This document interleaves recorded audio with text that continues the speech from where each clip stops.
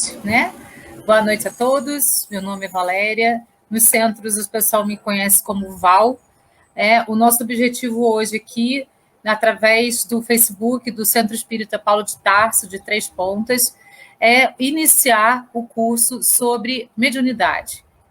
A gente vai trabalhar, como eu já mostrei nesse livro aqui, que é o livro Mediunidade, Estudo e Prática, que é da FEB, né? E a gente, esse aqui é o programa 1, e o objetivo nosso aqui, através dessas transmissões, todas as segundas-feiras às 8 horas, é fazer toda a parte teórica, inicialmente. E a parte prática, depois a gente combina como a gente vai fazer, não tem, né, problema nenhum, depois a gente combina isso. Então, hoje, o objetivo é a gente falar sobre a evolução histórica da mediunidade. Isso é o que está lá no módulo 1, no tema 1. Tá? Então, a gente vai falar como que essa mediunidade ela vem se desenvolvendo na Terra desde os primórdios, ok? Para começar, então, nós vamos fazer uma oração, pedindo à espiritualidade superior, a Jesus, aos nossos mentores, para que possam estar junto de nós, contribuindo para que tudo que seja falado aqui seja um alento para o coração de cada um.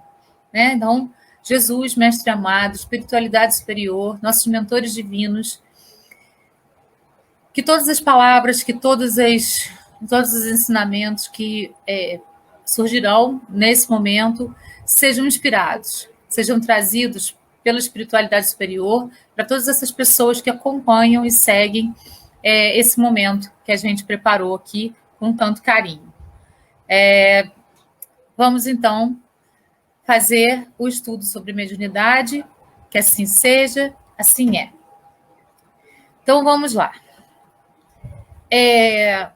Como mediunidade é uma faculdade inerente à espécie humana, a comunicação entre dois planos da vida sempre foi conhecida desde tempos imemoriais. Então, assim, sempre. Na verdade, não existe assim, eu sou médium, ele não é médium. Não, todos somos médiums, né?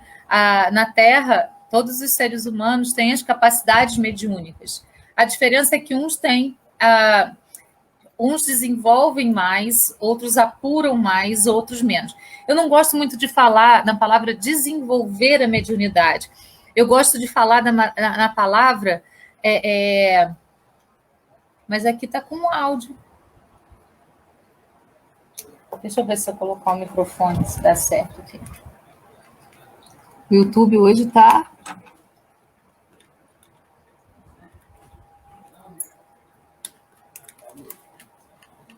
Vê se assim tá falando. Tá aparecendo o áudio no YouTube agora? Tá com áudio agora?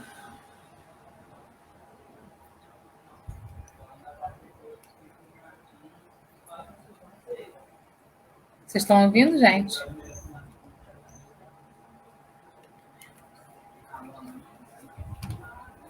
Por esse microfoninho aqui.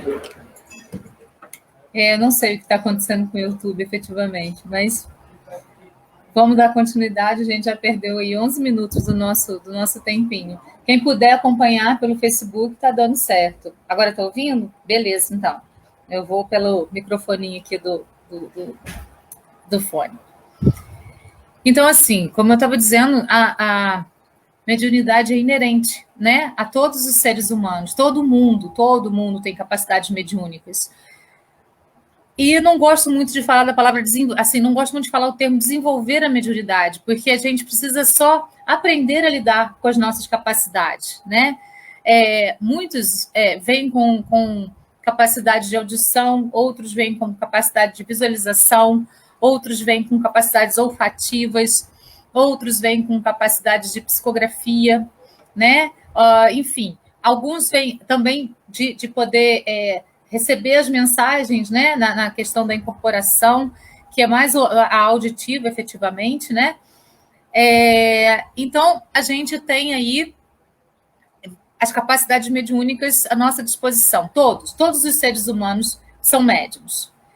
E uns vão buscando compreender melhor essa mediunidade e vão conseguindo trabalhar melhor com essa mediunidade. A diferença é essa, né? A diferença é o quanto você conhece, reconhece essa mediunidade para poder, então, trabalhar com ela de uma maneira mais efetiva. Essa é a questão, o X da questão está tudo nisso aí, certo?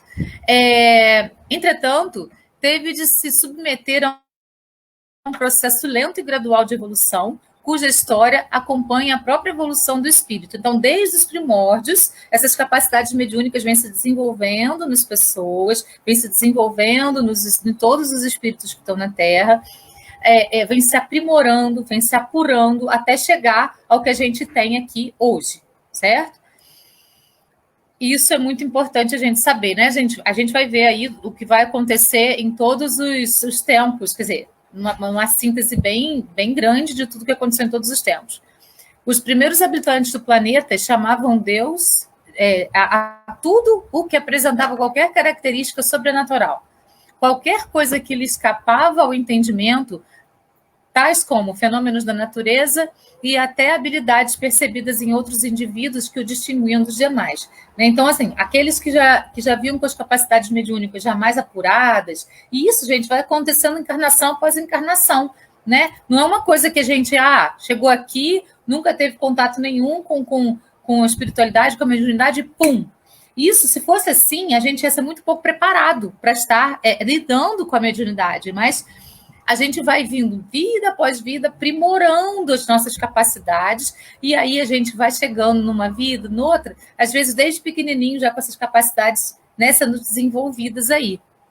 Então, nos primeiros momentos, os fenômenos da natureza, eles eram atribuídos a deuses, ou a Deus, ou um Deus único, dependia muito da situação lá, daquela tribo, daquele momento lá, né, daquela região, daquelas pessoas, no que elas acreditavam, né? A gente tem tudo era atribuído a isso, até mesmo as pessoas que tinham capacidades mediúnicas um pouco mais desenvolvidas, um pouco mais aparentes, elas eram consideradas diferentes e eram colocadas ali assim numa posição superior.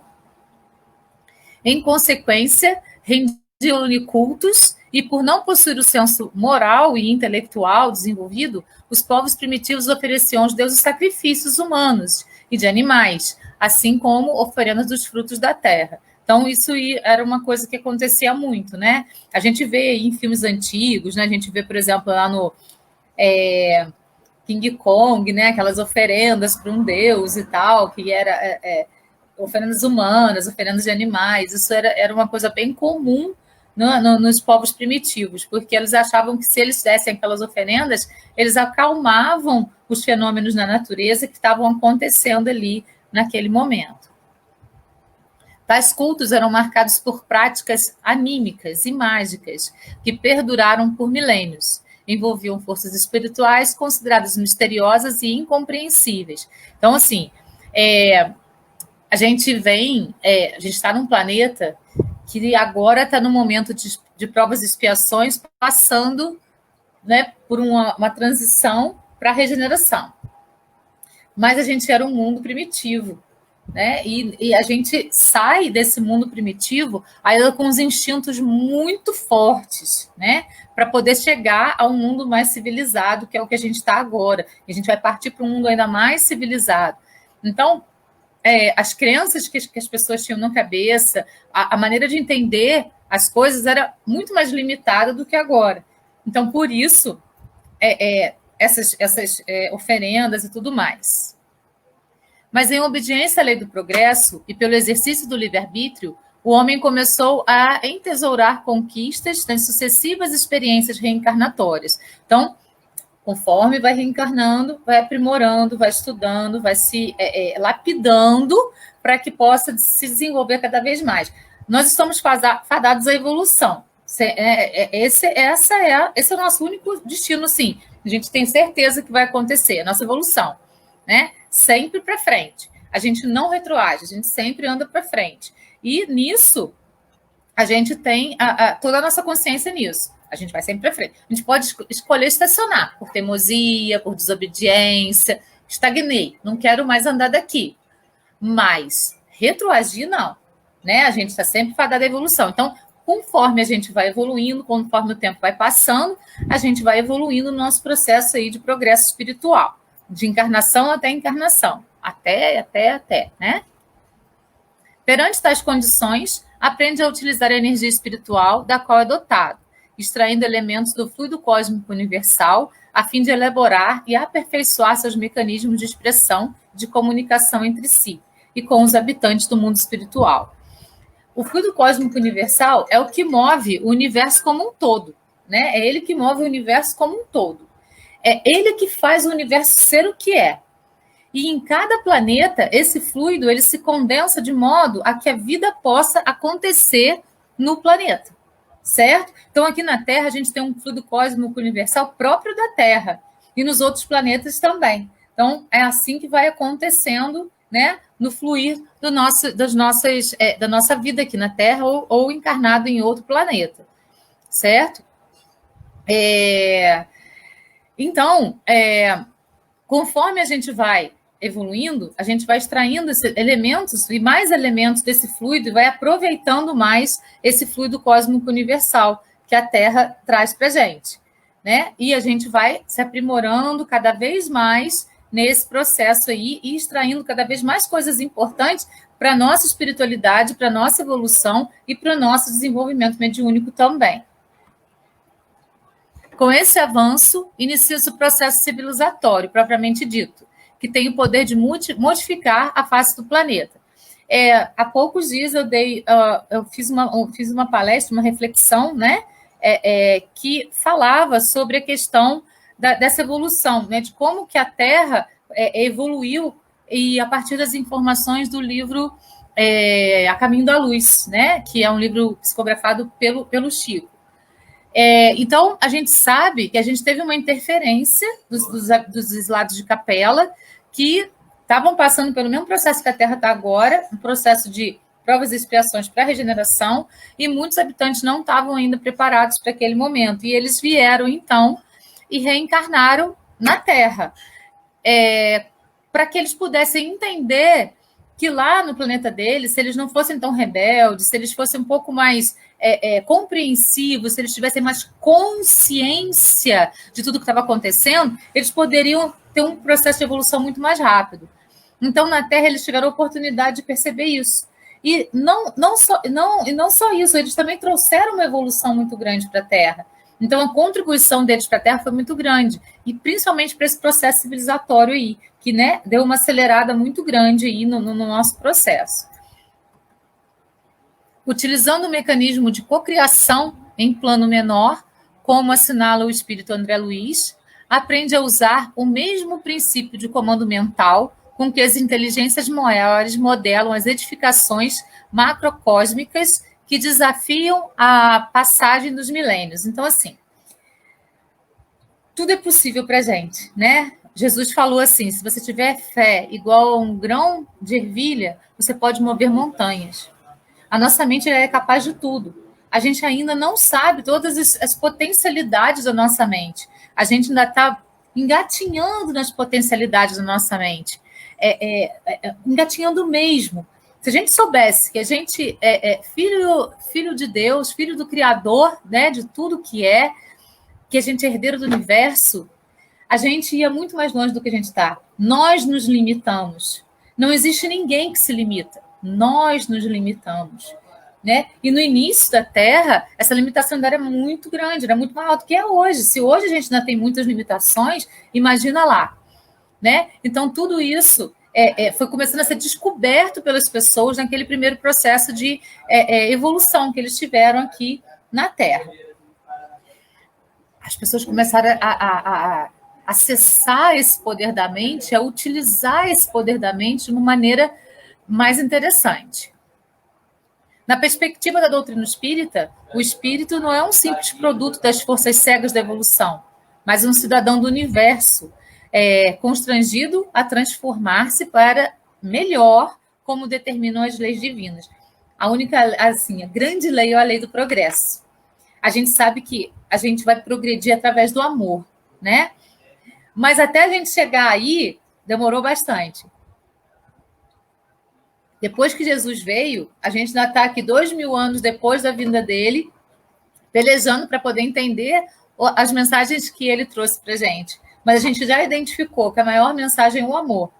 E a maior lei é a lei da evolução, a lei do progresso.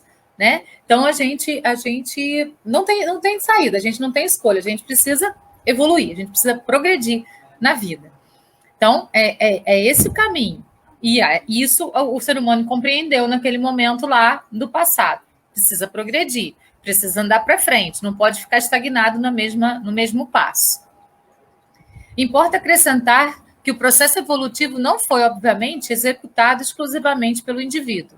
Sempre esteve secundado pelas inteligências superiores, permitindo que o corpo espiritual se aperfeiçoasse também e, como resultado, produzisse um veículo físico apto a alcançar voos mais altos.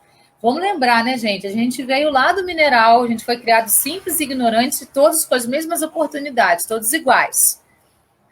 Depois a gente passou para o vegetal, e aí a gente já tinha, né? No mineral a gente ficava paradinho lá, estático, mas já tinha lá a essência divina. Depois a gente passou para o vegetal, a gente já tem movimento, né? A gente já demonstra beleza, a gente já demonstra sensibilidade. Depois a gente passou para o reino animal, e a gente tinha instintos, e aí a gente agia através do instinto, né? A gente já tinha... dependendo de cada animal, né, vai tendo uma evolução dentro do animal também. Quando chegando, por exemplo, num gatinho, num cachorro, a gente já tem apego, né? E depois a gente passa, então, para o homem, para o hominal. E aí a gente vai desenvolvendo as nossas capacidades racionais, porque a diferença do homem para os animais é o raciocínio. E esse raciocínio traz o quê? Os sentimentos, que a gente ainda não sabe o que são, porque nós estamos ainda no mundo de sensações. Segundo o Evangelho, segundo o Espiritismo, primeiro éramos instintos, depois sensações, depois sentimentos. Quando a gente passar para o mundo de regeneração, a gente vai se aprofundar nos sentimentos. Por enquanto, a gente experiencia os sentimentos, mas não se aprofunda totalmente, né? Então, a gente vai... toda essa evolução, ela não é só nossa. Ela também vem da ajuda, né? Daqueles seres que estão aí pairando para poder fazer com que a gente possa ter esse caminho em busca da evolução. Então, a gente tem o nosso mentor, a gente tem o nosso anjo da guarda, a gente tem os espíritos que protegem a Terra, os governadores da Terra. Jesus é o governador da esfera crística, né? Então, de toda a esfera que a Terra está junto ali dentro do universo. Essa ajuda da espiritualidade superior faz com que a gente avance, né? Quando os exilados de Capela, por exemplo, vieram para cá, já proporcionou esse avanço muito grande. Foi uma ajuda da espiritualidade superior.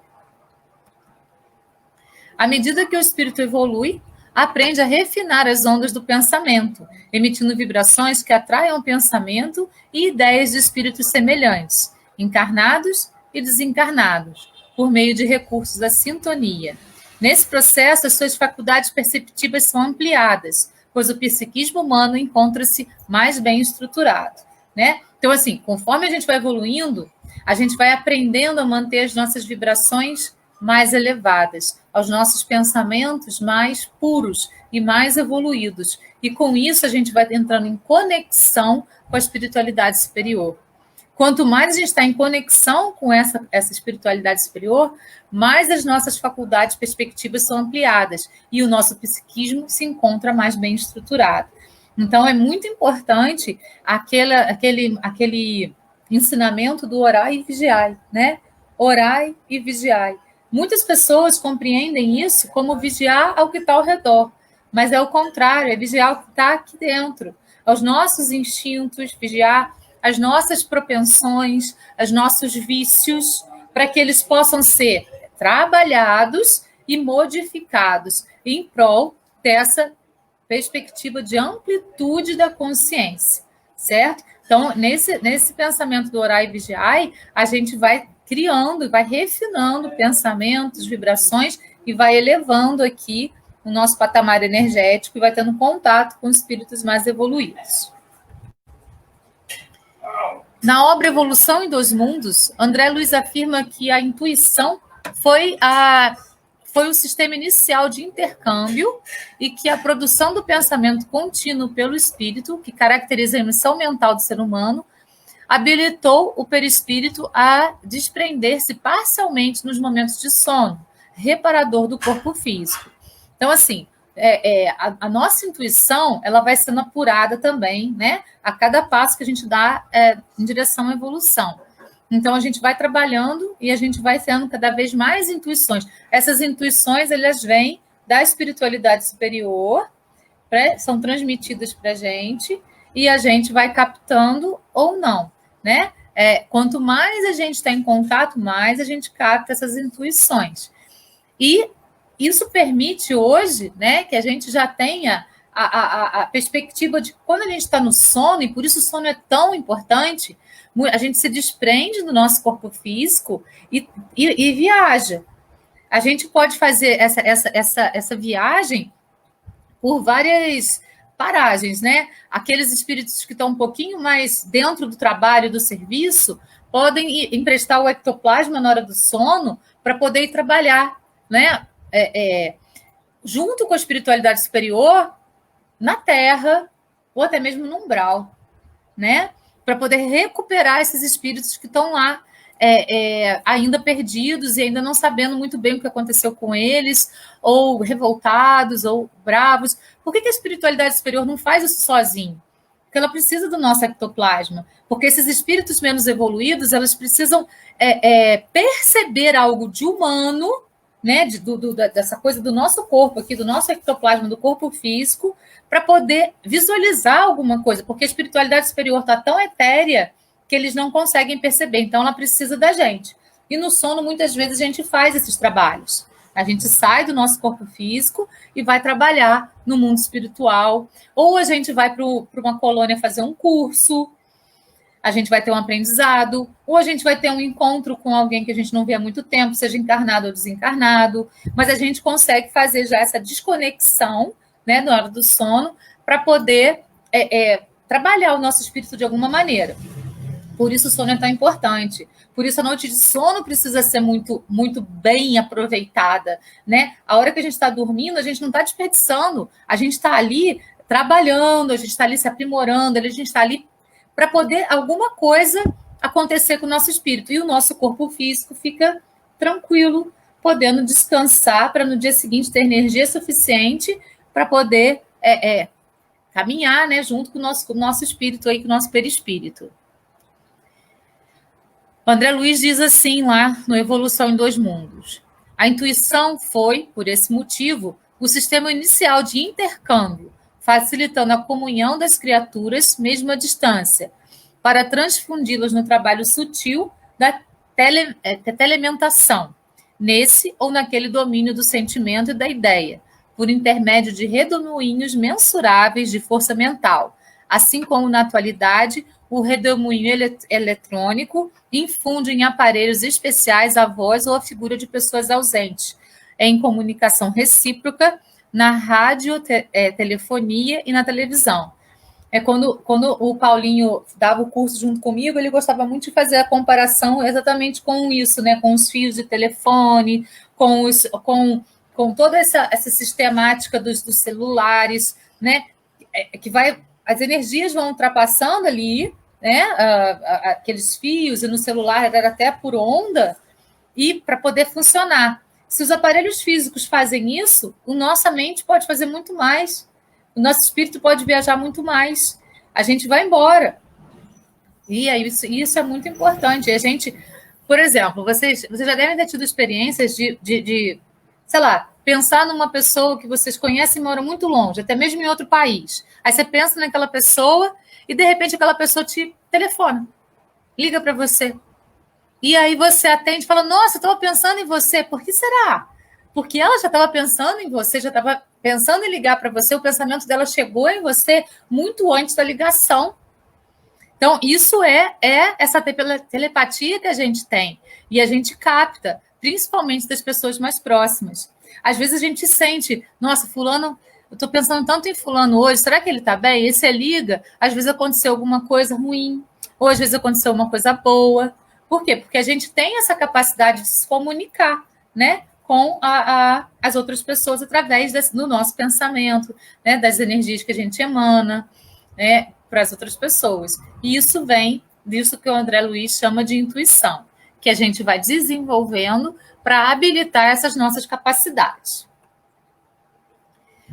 Por meio de árduos esforços, o ser espiritual convence-se de que a mente é a orientadora das necessidades evolutivas, que ao emitir projeções, envolve a pessoa em um campo energético, espécie de carapaça vibratória, usualmente denominada aura, uma vez que o pensamento é a força criativa que se exterioriza envolvendo as mentes que se encontram no seu raio de ação, mas que pelos mecanismos da reciprocidade é influenciada por espíritos encarnados e desencarnados, superiores e inferiores. Assim, a aura espiritual, na feição de anticâmara do espírito, favorece todas as nossas atividades de intercâmbio com a vida que nos rodeia, através da qual somos vistos e examinados por inteligências superiores, sentidos e reconhecidos pelos nossos afins, e temidos e hostilizados ou amados e auxiliados pelos irmãos que caminham em posição inferior à nossa.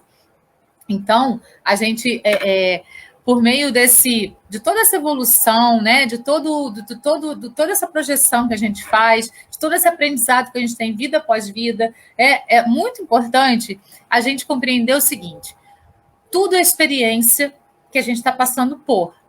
A gente pode ver essa experiência como algo bom ou ruim. A gente pode ver essa experiência como um castigo ou como aprendizado. E por que não ver como aprendizado? Porque quando a gente entende como aprendizado, a gente tem condição de observar, compreender, tomar consciência para agir em prol daquilo ali, melhorar. Né? Da próxima vez eu vou fazer diferente, da próxima vez eu vou pensar melhor. Ou a gente pode se revoltar com aquilo tudo e ficar estagnado. E é isso que vai permitir ou não a nossa evolução, ou a nossa estagnação. É isso que vai permitir ou não a nossa comunicação com os espíritos mais evoluídos, ou permanecer nessa vibração baixinha aqui com os espíritos que estão vibrando na mesma posição que eu. A gente atrai tanto seres encarnados quanto desencarnados de acordo com a nossa vibração. Então, se a nossa vibração está aqui em cima, a gente está atraindo pessoas que estão vibrando aqui também, tanto encarnadas quanto desencarnadas. Se a nossa vibração cai, a gente vai começar a atrair pessoas que estão nessa vibração, encarnados e desencarnados. Quanto mais cai, mais. Então, assim, a pessoa que está, por exemplo, numa crise de depressão profunda, ela está se deixando vibrar lá embaixo. E ela está atraindo outros espíritos também em depressão. E o que vai acontecer? Eles vão reforçar essa depressão, vão se apoiar nessa pessoa, vão puxar essa dor, vão fazer essa dor ficar maior, vão trazer a dor dela. Enfim, tudo isso vai acontecer em torno dessa pessoa que está ali vibrando na depressão. Se a gente consegue subir um degrauzinho, outro, vendo coisas boas na vida, experienciando, entendendo que tudo é experiência, que tudo é aprendizado, que a gente pode sair dali, que a gente pode sair daquela vibração e sobe, a gente vai estar em contato com a espiritualidade superior. E aí a gente vai poder ser feliz. Jesus falou: sedes felizes, sedes perfeitos. Nós precisamos ir em busca da perfeição e da felicidade. A felicidade traz para a gente as capacidades e a abertura para a gente ser perfeito. Não é errado querer ser perfeito, foi Jesus que pediu para a gente. Então, a gente precisa fazer o que ele pediu. Ele veio trazer para a gente a maior inteligência que a gente podia ter no nosso nível aqui na Terra. Ele veio trazer para a gente o maior sentimento que a gente conhece, que é o amor. E a gente vibrando no amor, a gente vai encontrar a felicidade e a gente vai estar caminhando em busca da perfeição. E a nossa aura vai se expandir, né? Tem pessoas que falam assim: nossa, você está brilhando. Nossa, essa energia que você está passando é tão boa. Por quê? Porque você está vibrando aqui em cima. Agora tem outras que você chega e fala assim: nossa, parece que você tem um capuz preto em cima de você. O que está acontecendo? Porque essa energia está lá embaixo. Tá bom que a gente não tem que comprar tudo que as pessoas falam pra gente, Mas, às vezes, alguma coisa que alguém fala dá um toque para a gente poder sair daquilo ali e andar para frente, né? Sem estagnar, mas andando e fazendo nossa aura vibrar. Mantendo aqui, ó, orai e vigiai, orai e vigiai. Como tentativa de elaborar uma síntese histórica da mediunidade, sugere-se a sequência em seguida disponibilizada, cujos conteúdos foram inspirados em 3 obras espíritas: Evolução dos Mundos, de André Luiz, psicografada pelo Chico Xavier; A Caminho da Luz, do Espírito Emmanuel, psicografada também pelo Chico; e O Espírito e o Tempo, Introdução à Antropologia do Espiritismo, de Herculano Pires. Então, nesses livros aí que esse livro que a gente está estudando aqui, da mediunidade, vai se inspirar para poder, então, trazer os ensinamentos. Então, o que é considerado uma mediunidade primitiva? A intuição é a mediunidade inicial. O médium é idólatra, adora ou teme as forças da natureza, nomeadas como deuses, sol, céu, lua, estrelas, chuvas, árvores, rios, fogo, ser humano que se destaca na comunidade. Então, essa é uma mediunidade primitiva, que vai dotar, né, os fenômenos da natureza, ou então as estrelas, ou então o cosmo, árvores, enfim, como deuses, né? E até mesmo o ser humano um pouco mais desenvolvido mediunicamente. A mediunidade tribal. Desenvolve-se uma mentalidade mediúnica coletiva, crença grupal em espíritos ou deuses. Aparecem as concepções de céu pai, o criador e o fecundador, o criador ou o fecundador, e terra mãe, a geratriz, a que foi fecundada pelo criador. Né? Então, na mediunidade tribal, é assim que eles vão visualizar e ver as coisas. Fetichismo. Forma mais aprimorada do mediunismo tribal, apresentando forte colorido anímico pelo culto aos fetiches ou objetos materiais que representam a divindade ou os espíritos. Surge a figura do curandeiro ou feiticeiro, altamente respeitada e reverenciada, amada e temida pelos demais membros da tribo ou clã. Em algum momento, essas práticas se desdobram em outras, conhecidas atualmente como voodoo e até mesmo magia negra. Mediunismo mitológico. A prática mediúnica caracteriza-se pela presença dos mitos, símbolo narrativo da criação do universo e dos seres, e pela magia, práticas mediúnicas e anímicas de forte conotação ritualística. Mediunismo oracular. É o mediunismo que aparece no período da história humana considerado como início da civilização. É politeísta e religioso.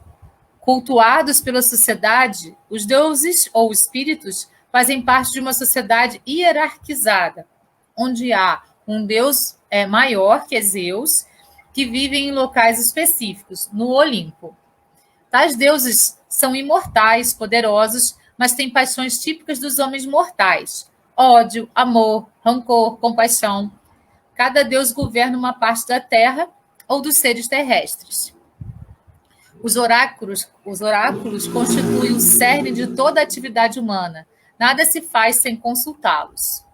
A Grécia torna-se o centro da mediunidade oracular, sendo que o oráculo de Delfos é o mais famoso. O oráculo pode representar a divindade, que fala por voz direta. Podia estar encarnada em um médium ou ocupar temporariamente seu corpo para se manifestar, mas pode utilizar um objeto do tempo, uma estátua, por exemplo, elementos da natureza, ou manifestar-se naturalmente ao médium, então denominado pitonisa, na forma de domínio psíquico ou corporal. Então, aqui a gente já tem, né, a gente já percebe nessa mediunidade oracular essa questão da incorporação, essa questão da visualização, né, a questão da audição. Porque, na verdade, eles não ouviam da estátua. Eles ouviam. E como a estátua estava ali, eles atribuíam à estátua aquela audição, certo? Então, aqui a gente já tem, reparem que como foi evoluindo, né? Aqui a gente já tem uma percepção mediúnica um pouco mais apurada. Na antiguidade, segundo Emmanuel, a mediunidade apresenta as seguintes características: fase externa ou esotérica, de natureza politeísta, teatral, supersticiosa, repleta de magia, destinada às manifestações públicas. Fase interna ou esotérica, de essência monoteísta, envolvendo graus de árdua iniciação e praticada no interior dos templos dos médiuns, magos, pitonisas, etc., genericamente denominados iniciados, que são mantidos sob supervisão de sacerdotes. Então, já se percebia as capacidades mediúnicas, né, afloradas de determinadas pessoas, e já se pegavam essas pessoas para serem iniciadas, né, essas que tinham essas capacidades um pouco mais à mostra, né, mais do que os outros. E esses aí, então, já trabalhavam de uma maneira mais intensa com a mediunidade. A prática mediúnica dos iniciados surgiu com mais ênfase, não só entre os gregos, mas também entre outros povos, como os egípcios. A mediunidade de cura é especialmente relatada em O Livro dos Mortos, mas os fenômenos de emancipação da alma eram especialmente conhecidos e praticados, né? Então, assim, a questão da imposição de mãos, né? Porque as mãos, elas têm essa capacidade de cura, né? A gente tem os chakras, que são os centros de força, né? E a gente tem os mini chakras, os chakras também que são complementares. E na mão, a gente tem aqui vários mini chakras, e nos pés também, e eles vão contribuir para essa mediunidade de cura, que a gente vai exercer, por exemplo, através do passe mediúnico, né? Então, lá, os egípcios já tinham essa coisa da imposição de mãos, que era essa mediunidade de cura. Os hindus, em Os Vedas, encontra-se descrita todas as etapas da iniciação mediúnica e do intercâmbio com os espíritos. Os hindus se revelam como mestres no domínio de práticas anímicas, tais como o faquirismo e desdobramento espiritual. Então, assim, reparem que esses povos, os egípcios, os hindus, eles são todos exilados de capela. Essa palestra que eu dei fala sobre quem somos, onde estamos e para que estamos. Acho que foi esse o título que eu coloquei. Está lá no meu canal, se alguém quiser assistir, porque aí pode entender um pouco mais dessa evolução aqui, né, da gente dentro da Terra e todo esse processo, né? O meu canal se chama Reforma Íntima com Valéria Maivorne-Voo. Então tá lá, para poder complementar isso que a gente está falando aqui. Os judeus também foi um povo exilado de capela. Mediunidade é natural, revela-se exuberante na Bíblia, que apresenta uma significativa variedade, os de efeitos físicos e os de efeitos inteligentes. O profetismo é o tipo de mediunidade que mais se destaca e que marca o surgimento da primeira religião revelada, o judaísmo. Nesse cenário, surge a figura notável de Moisés, médium de vários e poderosos recursos, a quem Deus concedeu a missão de trazer ao mundo o Decálogo ou os 10 mandamentos da lei divina. Né? O que Moisés fazia? Ele ia lá para a montanha para poder se comunicar com a espiritualidade superior, que enviava para ele, então, todas aquelas mensagens, e que ele passava, então, para o povo. Então, ele era um médium, né, com as capacidades já bastante apuradas. Ainda de acordo com Emmanuel, a proibição de intercâmbio com os mortos, contida no Deuteronômio, justifica-se, pois, em vista da necessidade de afastar a mente humana de cogitações prematuras. Entretanto, Jesus, assim como suavizar a antiga lei da justiça inflexível com o perdão de um amor sem limites, aliviou as determinações de Moisés, vindo ao encontro dos discípulos saudosos. No Novo Testamento, os apóstolos e os discípulos de Jesus demonstram maior entendimento da mediunidade, que, manifestada aos borbotões, é utilizada para auxiliar o próximo. Trata-se de uma guinada histórica excepcional, pois a partir daí, até o surgimento do Espiritismo, a mediunidade é considerada instrumento de melhoria espiritual, não de domínio ou de poder. O dia de Pentecostes, caracterizado por ser o maior feito mediúnico conhecido até então. Isso está lá no Atos dos Apóstolos, né? 2, versículo de 1 a 13. Então, assim, a partir de Jesus, a questão da imposição de mãos, a questão do orai e vigiai, a questão tua fé te salvou, né? A comunicação que se tem com a própria mente e com os espíritos superiores que vão enviando mensagens, ela vai se apurando cada vez mais. Na Idade Média, a mediunidade é perseguida pela ignorância e fanatismo, e os médios são submetidos a suplícios atrozes, em geral condenados a morrer queimados nas fogueiras, pois as decisões inquisitorais consideravam as manifestações dos espíritos ação de forças diabólicas. O martírio a que inúmeros médiuns foram submetidos, principalmente por efeito da ignorância, prossegue ainda nos primeiros dias do espiritismo, quando estiveram sujeitos a toda sorte de experiências, sendo muitas vezes denominados charlatões, embusteiros, mistificadores ou desequilibrados mentais, né? A gente sabe que o próprio Kardec foi perseguido, né? Que os amigos de Kardec, que eram médios, foram perseguidos, que aquelas pessoas com que Kardec conversava foram perseguidos, os livros de Kardec foram queimados, né? Por toda essa questão dessa perseguição que se tinha aí com relação ao espiritismo. Por desinformação, ainda hoje percebe-se que em certas comunidades religiosas fechadas, os médios são considerados entidades diabólicas ou que mantêm relações com o demônio. E, pessoal, é muito importante a gente entender o seguinte: nós assumimos isso como espíritas, a mediunidade, toda essa questão, né, que envolve a mediunidade. Mas outras religiões, eles têm também médiuns trabalhando, né?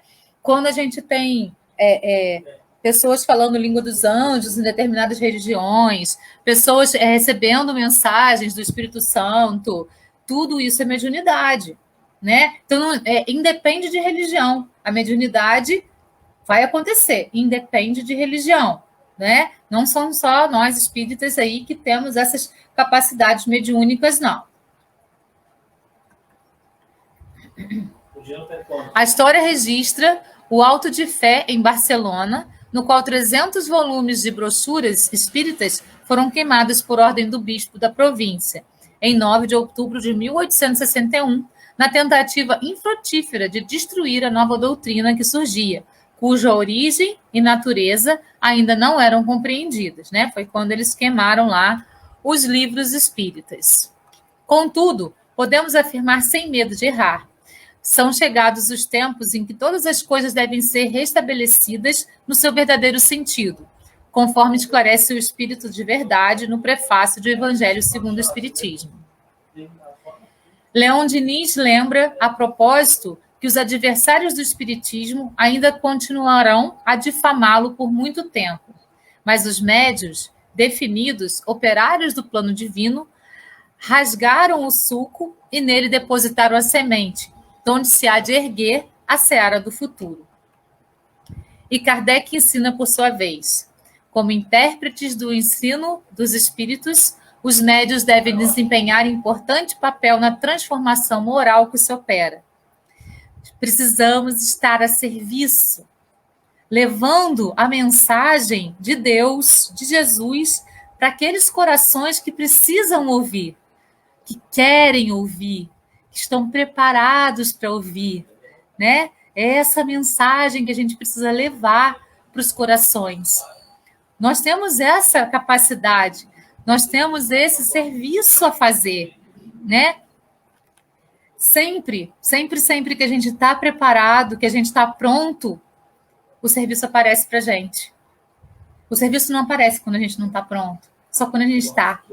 E a espiritualidade superior, ela mostra para a gente, né? Olha ali o lugar de servir. Vai lá. E a escolha nossa, aceitar ou não, é esse chamado. Nós somos espíritas. Nós temos esse conhecimento da mediunidade. A gente tem o conhecimento de que a vida é eterna, né? E de que nós somos filhos do Criador, herdeiros do universo.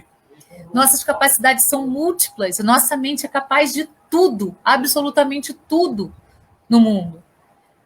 Os serviços que podemos prestar guardam proporção com a boa diretriz que imprimam as suas faculdades, porque os que se enveredam por mau caminho são mais nocivos do que úteis à causa do espiritismo. A gente vê pessoas aí, né, que fazem esse espiritismo charlatão, tudo isso, mas o comprometimento é delas. Elas é que vão ter de depois, né, pensar no que fizeram e ver quais as lições que saíram daquilo ali. Mas nós podemos contribuir de uma maneira positiva, caminhando pelo caminho aí, né, para frente e levando para os outros aquilo que Jesus pediu para a gente. Sedes felizes, sedes perfeitos, vamos evoluir, orar e vigiai, né? Esses são aí os nossos cernes. Esses precisam ser os nossos cernes. Gratidão, gente. Muito obrigada por tudo. Essa, então, foi a nossa primeira aula do Estudo da Mediunidade. Semana que vem eu espero por todos vocês. Convidem mais pessoas, né? O livro está aí. Quem perdeu a primeira aula, dá uma lidinha no livro, né? Se quiser me perguntar alguma coisa nos grupos, pode me perguntar. Eu, às vezes, não posso responder na mesma hora, mas eu respondo assim que eu puder, né? Porque eu fico em aula também, eu sou professora, e tem horas que eu estou em terapia, porque eu sou terapeuta, enfim. Mas assim que eu puder, eu respondo com o maior prazer e com o maior amor do meu coração. Tá bom, pessoal? Então, gratidão e até segunda-feira.